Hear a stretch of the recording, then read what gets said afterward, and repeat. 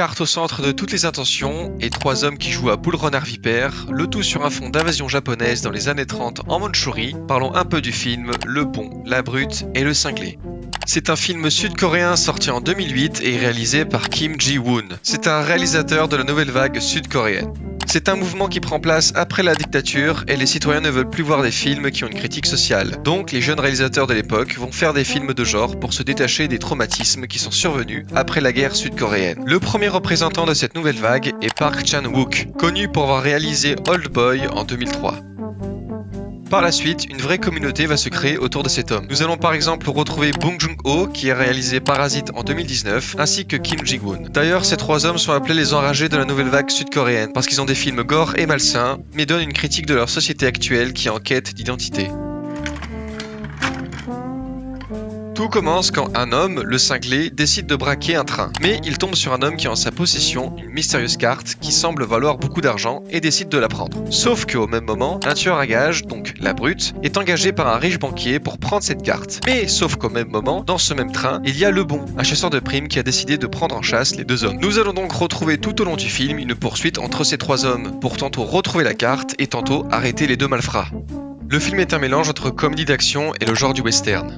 Le réalisateur a voulu rendre hommage au cinéma de Sergio Leone et plus généralement au genre du western lui-même. La scène où Changi, la brute, tire à plusieurs reprises sur le chapeau de Taigo fait référence au film et pour quelques dollars de plus, dans lequel Clint Eastwood fait pareil avec le chapeau du colonel. Tandis que la scène de duel final fait référence à la célèbre scène dans Le Bon, la Brute et le Truand, quand Clint Eastwood, Lee Van Cleef et Eli Wallach se retrouvent. Et on peut aussi retrouver la référence de ce film dans le titre lui-même. Nous retrouvons à l'affiche 3 des plus grandes stars sud-coréennes. Nous avons Song Kang-ho dans le rôle du cinglé. On le verra 10 ans plus tard dans un autre film du réalisateur, The Age of Shadows. On le retrouvera aussi dans Parasite et sa performance lui permettra de figurer dans la liste des 25 plus grands acteurs de ces 20 dernières années par le New York Times. Nous retrouvons aussi Jeong-woo-seung, qui, je dois l'avouer, est un peu plus discret à mes yeux. Il a néanmoins obtenu une récompense pour son rôle du bon dans le film et il jouera dans le film La Brigade des Loups disponible sur Netflix. Et en dernier, nous retrouvons dans le rôle du truand Lee Byung-hun, qui connaît très bien le cinéma du réalisateur car il a eu le premier rôle dans A Bittersweet Life 2 ans auparavant, dans lequel il incarnait un homme de la mafia. Ainsi que plus tard dans le film J'ai rencontré le diable, qui mériterait lui aussi un épisode tellement qu'il a de choses à dire. D'ailleurs, il faut savoir que le film a pu se faire grâce à ces 3 hommes. Il a obtenu 17 millions de dollars de budget et a été regardé par 7 millions de spectateurs en Corée du Sud, ce qui a vite rentabilisé la somme. Du côté de la France, les spectateurs ont été un petit peu plus discrets, mais il a été projeté hors compétition au Festival de Cannes en 2008. Précédemment, je vous ai dit que ce film était un hommage au genre du western. On pourrait très bien l'apparenter au western spaghetti dans les grandes lignes. Pour ceux qui ne connaissent pas, c'est un genre du western, donc, produit en Italie. Les plus connus sont Le Bon, la Brute et le Truand, ainsi qu'il était une fois dans l'Ouest de Sergio Leone. Il a pour caractéristique de ne pas glorifier les valeurs traditionnelles d'un pays. L'individualisme et le fait d'obéir à sa seule loi sont des principes fondateurs du genre. Il y a des règlements de compte, des vols, comme par exemple diligence, train ou banque. Le sexe est un moteur d'action, tandis que l'humour vient adoucir les moments de violence, comme dans le film Django de Quentin Tarantino. Et le plus important est que les personnages sont des anti-héros.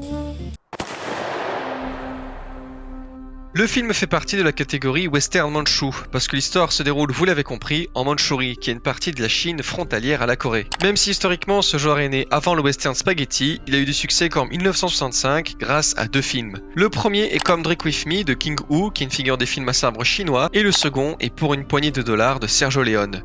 Vous l'avez compris, la boucle est donc bouclée.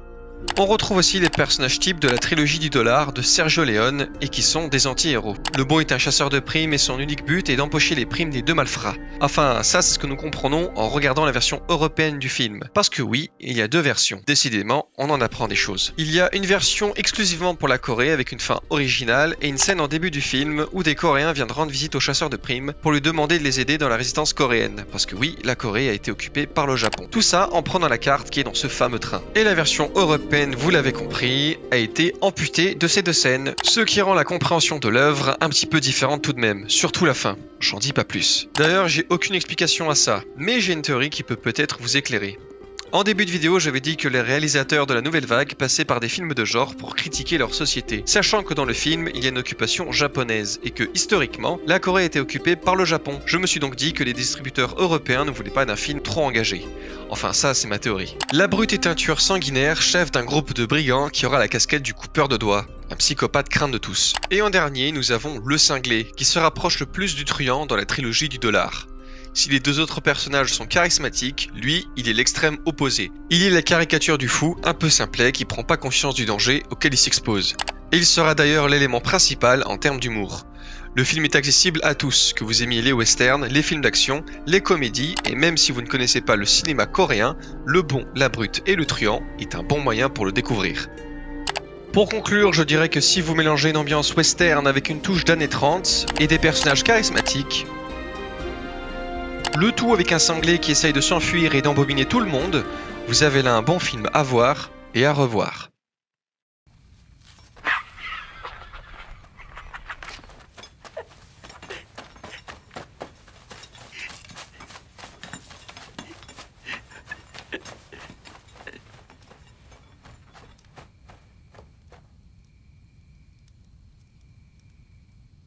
너 어디 가냐?